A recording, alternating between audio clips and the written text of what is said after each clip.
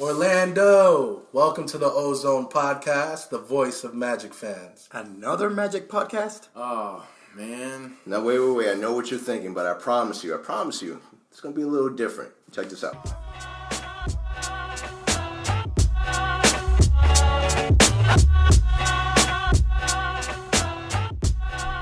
Welcome back to another episode of the OZone podcast, voice of the Magic fans. Super excited today in the studio. You have myself, Anthony, Al, Justin, and from the Zone BB, Elise. Hey guys, what's up? Hey, Welcome. Elise is round one of our first rotation, one of 7 in total. So I'm really excited. Elise, you wanna share a few things? Yeah, my name is Elise. My Twitter handle is 360. That is a 360. The Culture. I write for the Zone BB, and I'm also bringing the female perspective of the Orlando Magic fan base. Super excited. I think this is one of the things that is desperately needed in Magic Twitter. I'm glad to have that voice on this podcast and super excited. We've gotten a lot of really good feedback from our first episode. So thank you to everyone that's been listening and a part of this journey. How do you guys feel about the first episode? It was good, man. I think we got a lot of feedback, whether it was Twitter or it was on Instagram.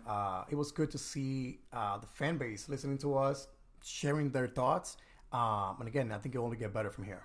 Yeah, I think having people talk to us and expressing how they do feel that we are different and just liking the fact that there's more than 2 people on here, it sounds like a real conversation, and that's what we were aiming for. So we're getting that done. And at least since you weren't part of the very first one, how did you feel listening? You guys did really well. You guys seem like you guys are best friends, had very different perspectives, and honestly, you guys were very informative. You guys knew exactly what you're talking about. So from a fan perspective, loved it. Yeah, that's awesome here. It's awesome. I think the whole entire concept of this podcast and the way that we're doing it is to really give the listener a feel like they're in the room with us and part of just a bunch of friends hanging out, just talking Magic basketball. That's right. Like that. That's what we're looking right. for. All right. So with that being said, today we have a lot of things that we're going to discuss. But very first, let's get through the numbers. Let's do it. Getting through the numbers, just a quick rundown of where the Magic stand and some key team stats. Our record currently, we're 2-4, right? 8th in the Eastern Conference and 3rd in the Southeast Division. You know, offensively, we're averaging the 93.5 points per game. That's putting us at 30th in the East. Oh, wow. 3-point percentages, we're 28.3%, which is also putting us in the 30th. Ouch. In the NBA. Defensively, points allowed, 98.2 points per game. Something to be excited about. That puts us 2nd in the league. There we go. That's more like it. Blocks 5.5. That puts us 7th in the NBA. So, this really tells a story. We're doing so good defensively. Just there's a lot of work that needs to be done offensively. Right, I agree. So we finished last week, 1-3. We had some big teams that we were going against. We saw the Bucks, who destroyed us realistically. We saw the Raptors, the Nuggets, and the Knicks. We got the win over the Knicks, which is something we kind of all expected. How do you guys feel about the week?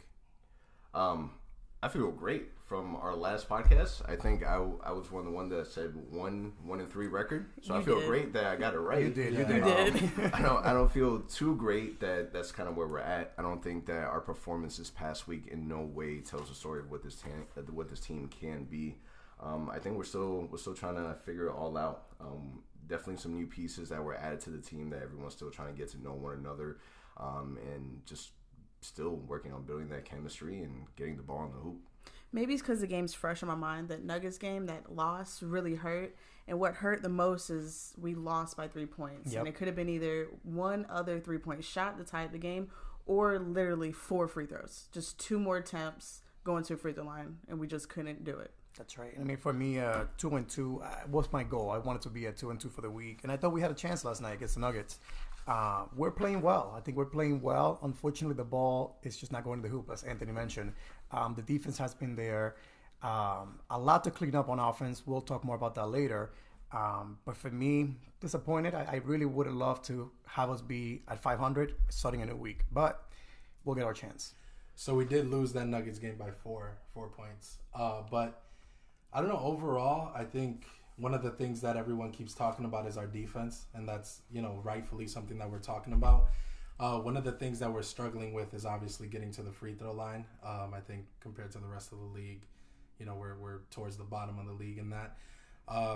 And to me, it feels like coming into the season, continuity was one of the things that everyone was kind of saying would be our saving grace, that we would do so well because all of the guys played with each other before. And it seems like the relationships are not being as successful, and we don't feel as connected as we probably should have coming into the season so far. I think for me, it's when we played against the Raptors, that was a disappointing loss. It was. Like we didn't show any fight. There was no heart and hustle. There was none of that.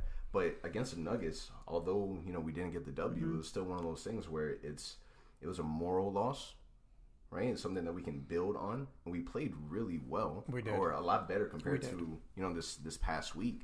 So from now, I'll take that as a win on our side in the sense of this is something that we can kind of move forward and work from that part. So from my view, I think last night's loss reminded me of last year's team, where they're battling, they're fighting against good teams. The result was not there, but that's what they looked like before they hit it off, and they finished the season really strong. So maybe that is what we need, to just battle, play defense, and grind it out. That's what our team is going to be, is grind out wins. Again, the shots will drop. I'm not concerned there. But again, still, I think we could have done better this week. Like I said, the Raptors loss was a tough one. So let's try it again this week. And I think we'll figure it out. Coach Cliff, he's incorporating changes. It's one thing of us, not getting to where we need to be, and then nothing changes. He's at least implementing certain things, right? One of the major things that he's incorporated was putting Markelle Fultz into the starting lineup. Huge change there. Crazy, right? Nothing no one saw coming, at least not this early on in the season, but we'll get there. And it was like a game time decision. So it wasn't something that they let everyone know early on. I was at the game last night, and we were literally sitting there maybe 5 minutes before tip, and we got the Twitter alert. I think it was from John Denton or Joshua Robbins, but one of those guys put it out that Markelle was starting, and in the arena you felt the excitement. It was almost as if everybody got the message at the same time, and it was like, wow, we're finally going to see Markelle kind of take off. It's just great to know that we do have a coach that does make decisions and changes and adjustments. I believe last year he was voted most likely to make really good in-game decisions and adjustments. So that is, something to become proud about and something to get excited about. But, it's still early in the season, so we'll see how these changes last. I was getting ready for the game to start. I was doing dishes. My phone was far away from me. I had my Apple Watch on. And then Al, you had sent the text in the group chat saying that Markelle got the start. He got the nod. Man, I ran to my phone so quick and saw that Magic Twitter was blowing up. Man, Instagram was blowing up. It was blowing up everywhere. So everyone is really excited. And it kind of seemed like the Magic fan base needed it a bit because everyone was kind of getting to the point where it's a lot of negative talk and people were kind of pounding a little bit, and the Markelle Fultz, news of him starting kind of brought the excitement back. I'll tell you what, I was actually on my way to the game when I got the notification, and it just changed my whole perspective. I was going to the game kind of, tough loss last night, playing a good team. Hopefully we just battle, which they did. But knowing that Fultz was starting, my wife could share this with you, my reaction was just like, oh my God, I want to go to the game. Can't wait to get there. Let's see what the team looks like. And again, just walking in, you could tell the fan base was excited. So that's good to see. Markelle seems to be the guy that brings the most roar from the crowd. Even when things aren't going well, every time Markelle comes into the game, it's like the bright side. Everybody is happy everyone to gets see excited. him on the team, right? So I think it was very strategic of Cliff kind of inserting him during a time where a lot of people are losing faith in the team. Although we're 6 games into the season, we haven't looked all that great. Our energy hasn't been all that great. And one thing that I could say about Markelle so far this season is that even when he's not playing well necessarily, his energy is good. And playing any sport, energy is important. And I think he brings that. Now, Markelle getting implemented to the starting lineup wasn't the only change, right? So this week we had Emil Jefferson, who was on our 2-way contract that signed a 2-year contract. How you guys feeling about that move? I'm confused. I don't know why we need another big guy, another power forward, another guy that can now stretch out the defense. So from my perspective, just a puzzling move. Again, I don't see what's the need. I've liked Emil for a while. I think he's not gonna be a superstar, but he is one of those guys who can give you a good 6, 8, maybe 10 points in an NBA setting. And I think his signing was more so insurance. Mm-hmm. I think it was insurance because I think the team is seeing a little bit of the writing on the wall with Mo. Not necessarily that they're gonna let him go, but they do see that he's not a piece that's gonna contribute right now. And if you are in a situation where injuries occur, you don't want to be short a center. That's just the fact of the matter. And knowing Mo's like last year he got injured. And he was out for, majority of the year at the end of the season. So we're going to need that reassurance. We're going to need that, second string, right. And Emil's not a bad one because he works hard. He's an energy guy. And if I remember from Media Day, just from overhearing, he's one of those glue guys. Mm-hmm. Yeah. He kind of blended in well with everybody. Mm-hmm. So I think that's a pretty good signing. Still a little confusing because we do have Mo and he needs to develop. But at the same time, if, the Nuggets game Mo comes out, then we're definitely going to need Emil there. I think the plus side is that the teammates really root for him. Yeah. Mm-hmm. They really root for him a lot. I think for me, and I said this on Twitter, is that it was more of a financial move more so than anything. The team had to add that one additional guy to get at the 14 minimum. And they're going to pay Emil the minimum that they can, right? So we're just upgrading his contract from a two-way to a 2-year contract. And maybe it was just simply that they didn't see anyone that could fit their need that would also mesh well with the team. Although we may be struggling chemistry-wise, if you would have added a player like Jamal Crawford, like J.R. Smith that I said, right, it could have changed a whole lot of the dynamic of the team. And I think that this was a very safe move from a very safe front office. And then it also opens up a 2-way contract to be able to implement there. That's right. I think maybe that's the way that we may get some shooting and some offense that we're all craving and wanting to see this team add. That may be the way now then, that we get some offense going. My only thing is, again, we have Jonathan Isaac, who we saw play some minutes at center recently. So if Isaac is an option at center, again, why then have the 4th big guy now on the roster? So that's where, again, it's the puzzle and the confusion comes in. We have the big guys.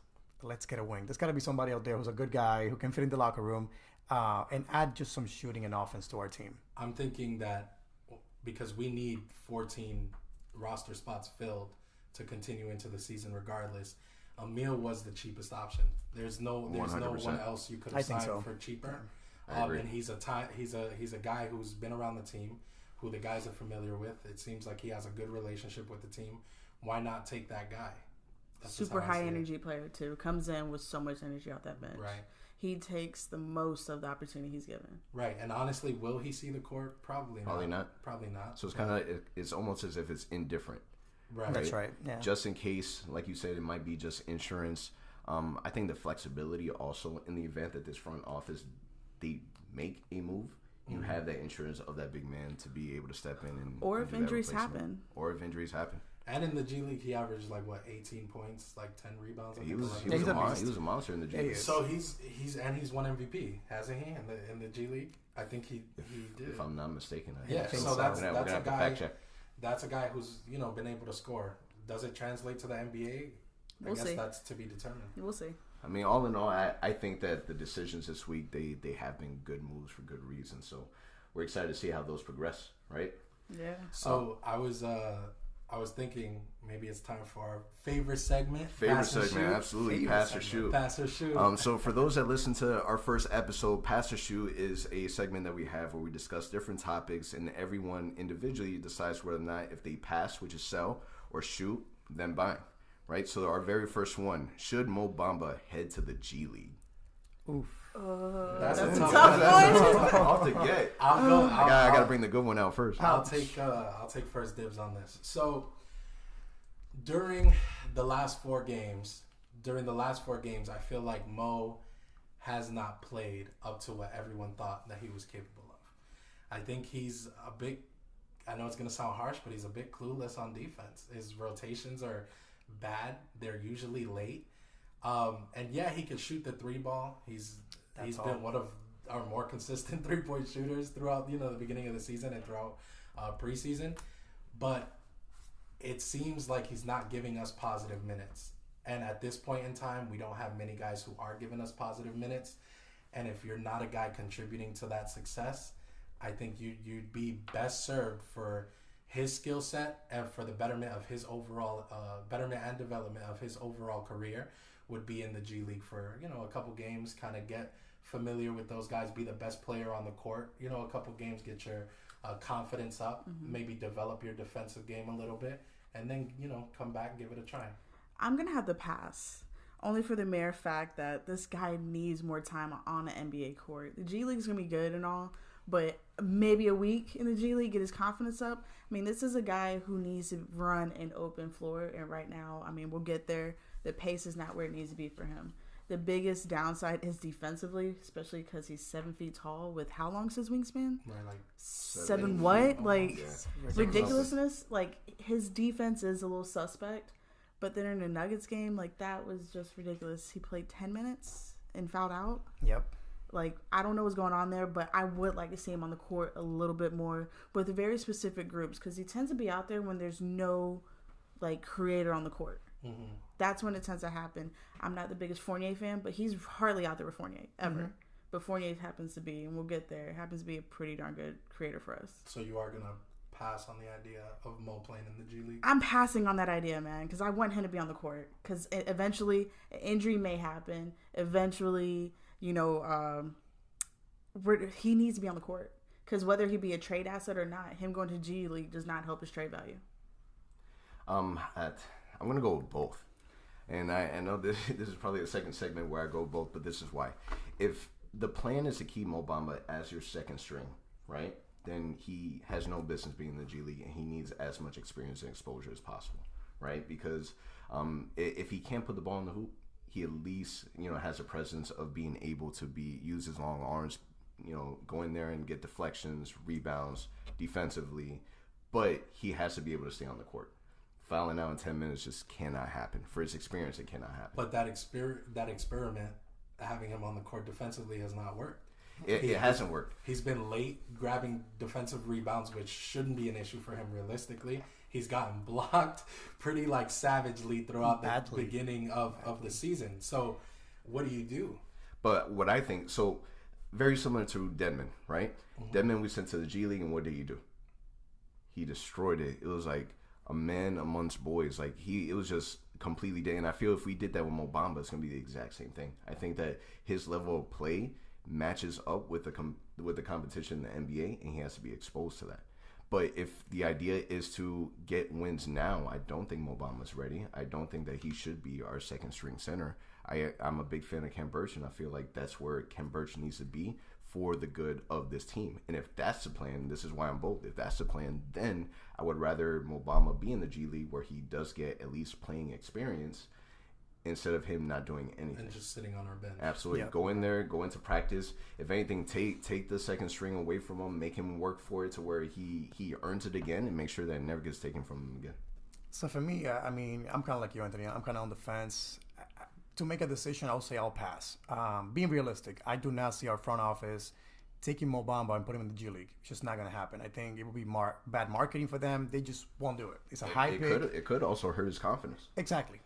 But one thing to be 100% real is he is struggling out there. Not even last year as a rookie, I saw Mo Bamba struggle so much on the court. He can't grab a rebound cleanly. He can't get his timing for blocks. Every pass is thrown to him, he's bobbling the ball. He finally gets the ball, goes up for a layup or a dunk, he's getting blocked because he's thinking too much out there. So I don't know if it's in his head, if he's hurt from last year's injury still. I don't know what's going on. He does not look like the Mo Bamba that we drafted. The motor, we know it's not there. We know that was an issue in college. We talked about that last week. My concern is it's now mental. Like I said, he's not doing even the little things that he was good at last year. Little things like catching a ball. Like I say, if you watch the games, there's so many good passes thrown to him. Even an alley-oop yesterday, I think it was, perfectly timed. He just completely missed it, and he ended up being a turnover. So for now, I'm going to pass. I think he just will not go to the G League, but I can see where it's going to help him if he was to be sent down. And I think a lot of that also has to do with, you know, getting the ball in his hands, making sure that we get him in the right positions. A lot of that has to do with Evan Fournier having the ball in his hands. Do you believe that Fournier should be the primary offensive creator for this team? Hell no. I'm sorry. I'm going to jump in there and say it. I've been saying it all season so far. I hate the offense that we're running right now, especially when you make the decision to start Markel Fultz last night. And now you have Markel bringing the ball up, handing it over to Fultz, to Fournier, and he sits in the corner. He's not a shooter. He can't do anything in the corner. So my thing is, I don't understand the point behind it. At times in the game, yes. For it to be our primary offense, he has no business doing that. I'm going to shoot. Anybody who knows me, again, knows that I love Evan Fournier. I think long-term success, should Evan be our primary scorer? No. If we're trying to win games now, yes. A lot of times, thus far in the season, he's been the best player on the court. He's been able to create for himself. He's been able to create for others. Are there times that he over dribbles and gets himself in situations where he has to pass out of and and gives up turnovers? Of course. But there have been times that he's been able to get a crossover move, get into the paint, get fouled, hit free throws. He's hit spot up 3-pointers. He's done everything that a primary scorer should be able to do, and he's the only one that's been doing it consistently thus far. I know there's a lot of criticism for Evan. I think he bears a lot of the brunt when it comes to criticism on this team. But realistically, he's our best guy right now. I am pump faking my shot right now, but I will shoot it.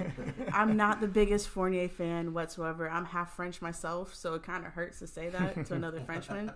But Evan is the perfect creator for right now, this time in the year, especially with the pace that we are playing at. Right. It fits him.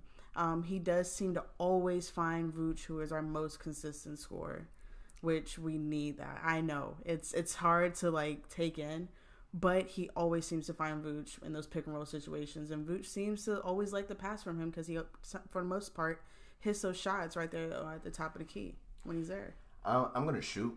I'm not a huge Evan Fournier fan myself, but in terms of a player that can be a triple threat, he's our best triple threat player.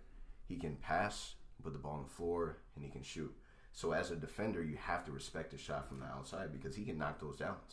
At the same time, he takes that pump fake in the arc. He can take the ball to the rack, and he's really creative with that.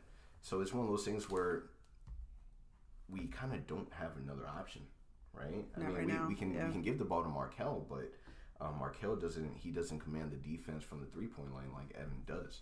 My only issue with Evan is that at times you see him play, and he does play buddy ball.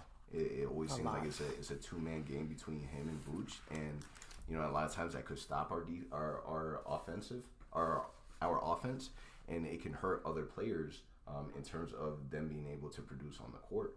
Like Aaron Gordon. Yeah. Absolutely.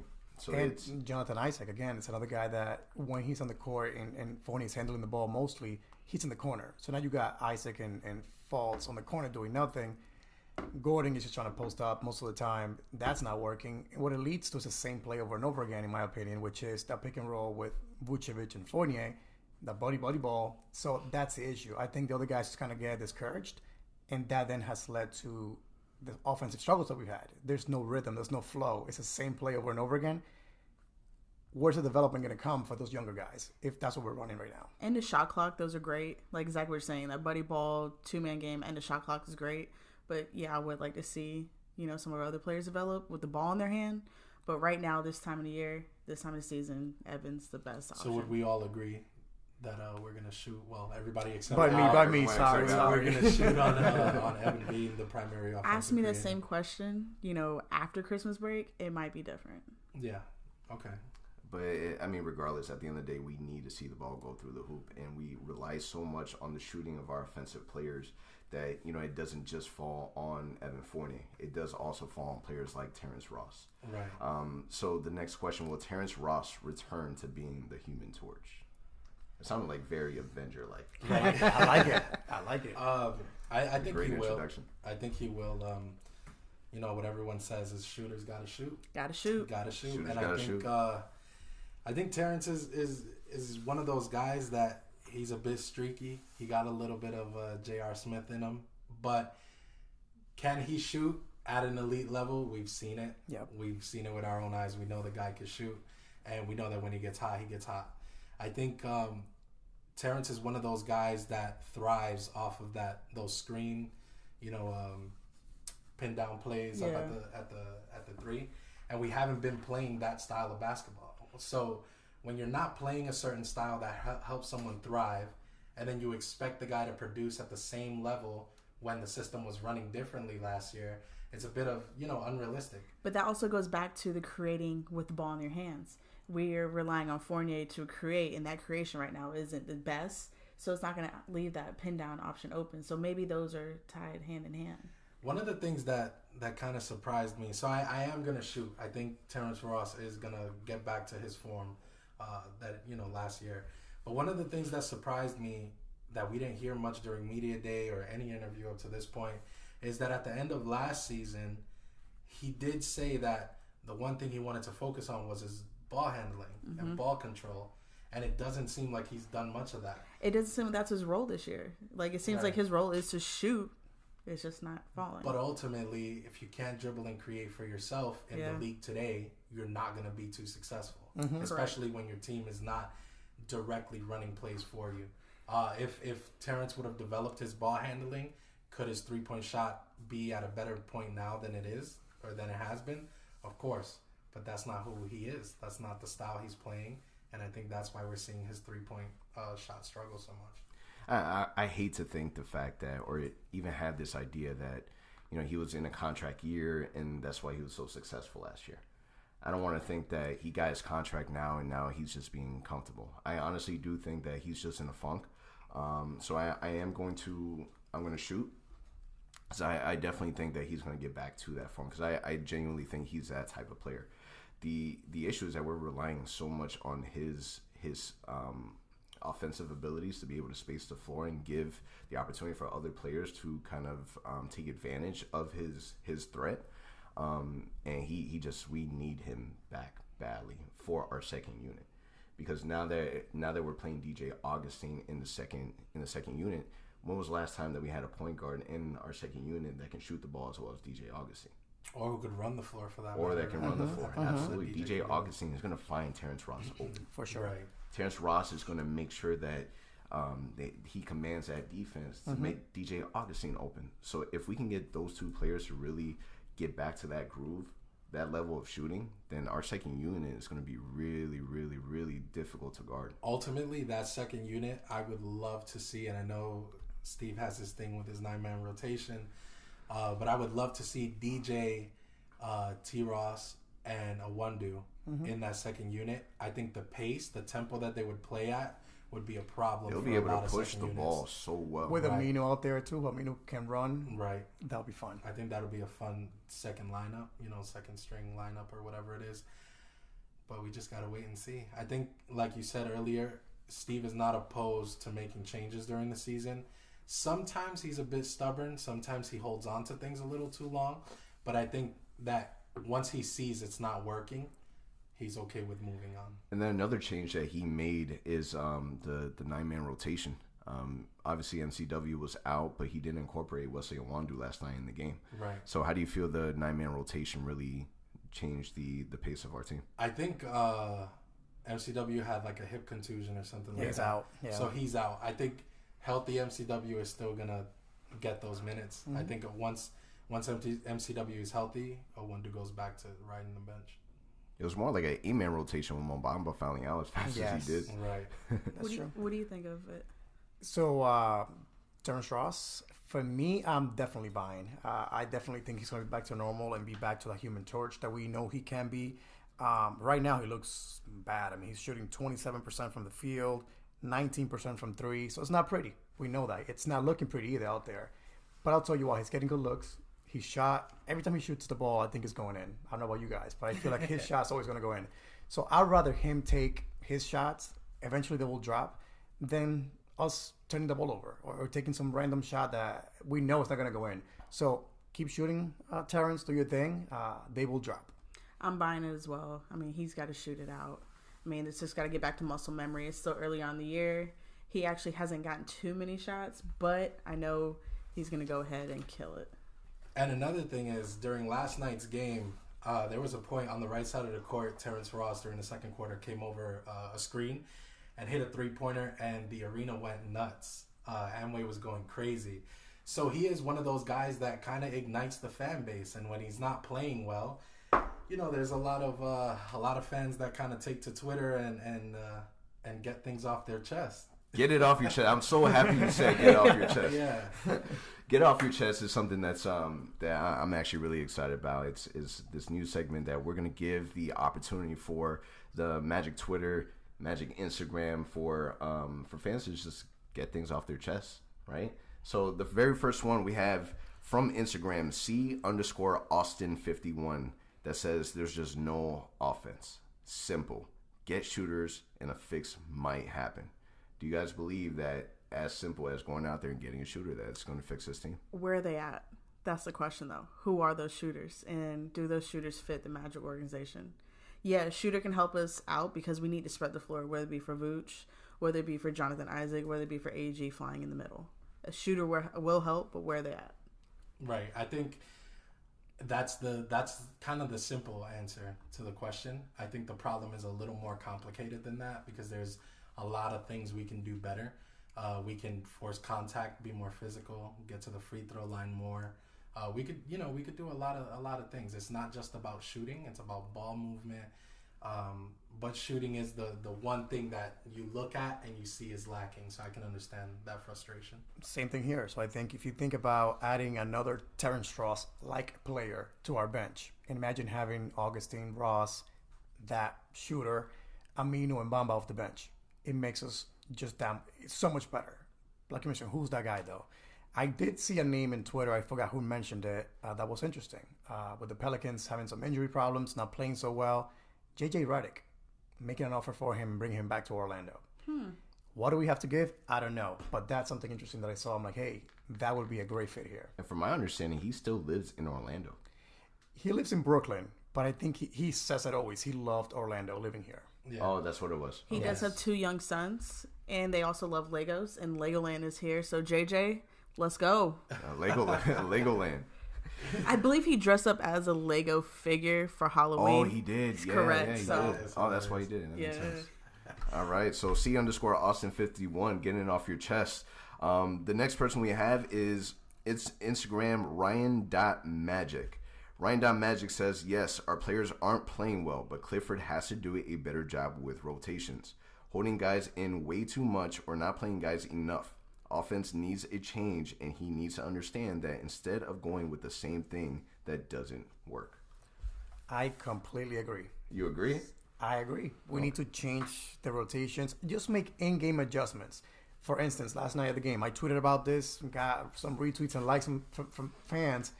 Terrence Ross, right? Struggling all season. I think it was in the third quarter. He finally hits a couple of shots. Right. Hits a nice runner. Hits a three-pointer. Could have lead to 1. Next possession, timeout was called. Where's Terrence Ross? He's on the bench for the next 8 minutes. Comes back when we're down 6 points, whatever it is in the fourth quarter. So my thing here is we got to make sure that coach is just adjusting to what's working out there. If a player's hot, keep feeding the hand. I see it all the time where Gordon would hit a couple of shots and he takes him out of the game. You finally see them kind of moving in, doing their thing, and he changes it. And then, of course, set rotations. He's keeping guys, your minutes are from the 6-minute mark to the 3-minute mark. And that's going to happen no matter what. Yeah, that's one thing that I agree. It feels like sometimes Cliff doesn't necessarily play to the moment. He plays to the rotation, pad and paper. Yeah. And it seems like, if he has already designated before the game started that someone's going to play a certain amount of minutes, that's what it's going to be, whether they're hot or not. And I think that's one thing that Cliff can improve in, is more so being conscious of what is happening in game and adjusting those rotations accordingly. Now, you don't think that it's just early in the season, he's still tweaking things to try to figure it out? Or do you feel like he should have did all that in preseason and then get to the season and that should have been already squared away? I think it's more so a mindset. I don't think it's necessarily about whether he did it or didn't do it. It's more so you have to decide that this is the way you're going to do it from now on and stick to that consistently. You can have a rough outline of what each player is going to play. Your starters may play 28 to 32 minutes, depending on whatever it is. But if one of those guys is hot and the offense is running through him, and we're consistently scoring, and this is our scoring option right now, then yeah, maybe if you're at 31, let him play 34 minutes until that hot hand kind of cools off. Yeah, I think, the two players, especially in the second unit, that lose minutes in rotation was Wandu and Kem Birch. I mean, those are guys who can plug and play here and there, but they're not in there enough because we are sticking very hard to our actual rotation. I mean, there going to be some adjustments. I mean, we're only, a couple games in? 6 games in. We're only a couple games in. It's going to change, but, I mean, we would like to see the change happen a little faster. And just most recently, too, last night, again, being Markel's first game as a starter, I don't know about you guys, but I hated the rotations. You got Markel playing the first 6 minutes. He sat for the next, felt like 18 minutes. He came in with 3 minutes left in the second quarter. Same thing in the third quarter. He played a few minutes, sat down to the middle of the fourth. What are we doing here? You cannot get your starting point guard, in the game, in the flow of things, and take him out when he gets a ball, when he gets his legs into it. It's just not going to happen. I think at that point, there's no difference of Markel starting if you're going to leave him out for as long as he did. Exactly. For that, you just keep it the same thing, get DJ starting, and then you just bring him in at the 7-minute mark the way he's been doing the last 4 or 5 But minutes. it kind of felt like he started Markel as an energy boost to get people talking and get the guys hyped, but he stuck to the same minute structure that he would have been on had Markel come off the bench. So it was a little confusing. Usually when you start, you're playing the brunt of the minutes. That's just how it is. You don't really see situations where guys start and play bench minutes. It's a little weird. So the next one comes from Ben G. Chase from the Pure Magic podcast on Twitter. He says, Magic have to put their heads down and get to the line. Finesse basketball works when you can make your shots, which we can't. Embrace contact and get to the line. I agree with him. We have to be able to penetrate and either force a shot or force getting to the line. One of the two has to happen. We have to be better at not only getting to the line, but also executing on our free throw line shots. It's going to open up the three-point shot so much better. We may be struggling right now with our three-point shot, but think about how much better that shot opportunity could be if we're driving to the lane, kicking the ball out, and now you have an open Jonathan Isaac, an open Evan Fournier, an open DJ Augustine. The shot is going to look better. They're going to have more time to be able to gather their feet, gather the shot, and make an efficient shot at that point. I agree with you. I think that, again, we have the athleticism out there on the court to get to the basket at will if we wanted to. The only problem is the guys that should, Aaron Gordon, Isaacs, long enough and athletic enough to get fouled, they're not doing it. They're settling for just hanging out on the three-point line, except when we're down 20 and they decide to go to the basket at that point. But if they wanted to, we have the roster again. We have the Terrence Ross. We have the athleticism out there. We're just not. It's not part of our game plan. I think that goes right back to our ball handling. Once again, we're not the best ball handlers right now. I mean, we're 28th in total free throw attempts in the league. Horrible. 28th. With a team that's athletic, you would think would be somewhere a little bit higher. We're not even in the middle of the pack right now. Right. I would say actually a lot higher. And shouting out my boy Fournier again. He seems to be the only one who consistently gets to the free throw line and hits his shots when he's at the free throw line. It's a little confusing because Vooch is a big man, right? And he can give you 20, 25 a game, but he's not physical at all. At all. When he plays guys that are physical, the Gasols, the Embiids, the Karl Anthony Towns of the NBA, he gets flustered and he kind of disappears. Crumbles. So we need the athletic guys, the high flying guys to force that penetration and that contact in the paint. You may not finish through contact, but getting yourself to the free throw line, you're always going to give yourself a shot to win the game. That's ultimately what it comes down to. When you're not scoring well and you compound the fact that you're not getting to the free throw line, that is the exact recipe to fail. We're not putting pressure in the paint on defenders. And once we put pressure in the paint on defenders, that's going to open up the three-point line. So now we're not taking contested threes. They're wide open threes. So now when T-Ross comes into the game, it's just a spot up and shoot shot instead of oh my gosh, I got to come off 3 screens. I got to turn my hips around and then shoot with the hand still in my face. Right. We got to get to the free throw line. And not to mention, you don't necessarily have to be in the paint to force the foul. Last year, there was a lot of times that Terrence Ross would come off of those screens at the three-point line and, the guys guarding him would get too close. They would misread the screen and they would foul him. 3 guaranteed free throw shots. So, I don't know. I think there's multiple ways to do it. And I think it starts with making it an emphasis to get to the free throw line. All right, thank you guys for getting it off your chest. That was a fun segment. That was fun. Yeah. That was fun. Definitely be on the lookout for the post on the OZone Pod on Twitter and Instagram for the next opportunity for you guys to be able to get it off your chest and see if maybe one of your tweets or one of your posts makes it onto our podcast. But with that being said, we definitely have some upcoming games this upcoming week. We have 4 games this week, so we have an opportunity to really get back into where I know this team can be. We have Oklahoma City on Tuesday, where we'll be playing in OKC. Wednesday, we have the Dallas Mavericks, which is another away game, so we have a back-to-back away game. Friday, Grizzlies at home. Sunday, Pacers at home. So what are you guys thinking for this upcoming week? How are we going to look? I think we'll go. I'm predicting a 3-1 record this week. I'm predicting a win against OKC. Tough game in Dallas. Second half back-to-back. Lost there. And then back-to-back wins here at home against the Grizzlies and Pacers. That would mark our 10th game, that Sunday game against the Pacers. So I would really love, even through all the struggles, I would love to see the team be at 500, be at 5-5 by the end of the week. I have us going 2-2. Win against OKC. Mavs going to be a tough one. The Grizzlies have a win against the Grizzlies as well. The reason why I like these matchups is because they have young guards that they rely heavily on. We're a very long team, and these guards like to get to the paint. That's been our strong spot is our defense, okay? So I think we're going to have to make these guards shoot, and they're not shooting the best right now. Hopefully they're not shooting good against us. Let's hope so. I'm thinking 3-1, but I'm kind of leaning towards 4-0. The reason being is 4-0 winning?